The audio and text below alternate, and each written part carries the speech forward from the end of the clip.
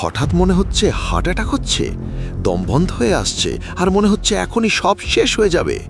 কিন্তু ডাক্তার বলছেন আপনার হার্ট একদম ঠিক আছে। তাহলে আপনার সাথে যা হচ্ছে তার নাম প্যানিক অ্যাটাক। কেন এমন হয় আর এর থেকে মুক্তির উপায় কি?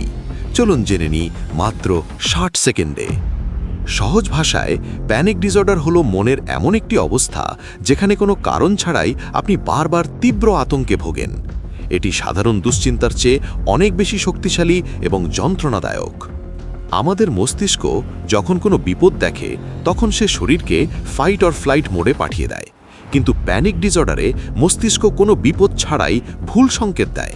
ফলে শরীরে প্রচুর পরিমাণে অ্যাড্রিনালিন ছড়িয়ে পড়ে এবং শরীর মুহূর্তেই উত্তেজিত হয়ে ওঠে। প্যানিক অ্যাটাকের প্রধান কিছু লক্ষণ হল হঠাৎ বুক ধড়পড় করা এবং শ্বাসকষ্ট, শরীর অতিরিক্ত ঘামা এবং কাঁপুনি, মাথা ঘোরা বা জ্ঞান হারানোর মতো অনুভূতি এবং সবচেয়ে বড় লক্ষণ মৃত্যু ভয় বা পাগল হয়ে যাওয়ার আতঙ্ক। এর থেকে মুক্তির অন্যতম আধুনিক ও কার্যকর উপায় হল হিপনোথেরাপি। একজন বিশেষজ্ঞ হিপনোটিস্ট আপনার অবচেতন মনের গভীরে জমে থাকা পুরনো ভয় বা ট্রমা খুঁজে বের করেন এবং সেগুলো দূর করতে সাহায্য করেন।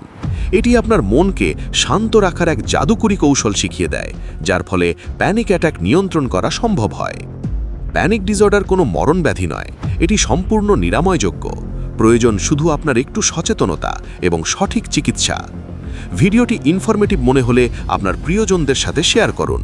আর মানসিক স্বাস্থ্য নিয়ে এমন আরও ভিডিও পেতে আমাদের চ্যানেলটি এখনই সাবস্ক্রাইব করে রাখুন। সুস্থ থাকুন, সচেতন থাকুন।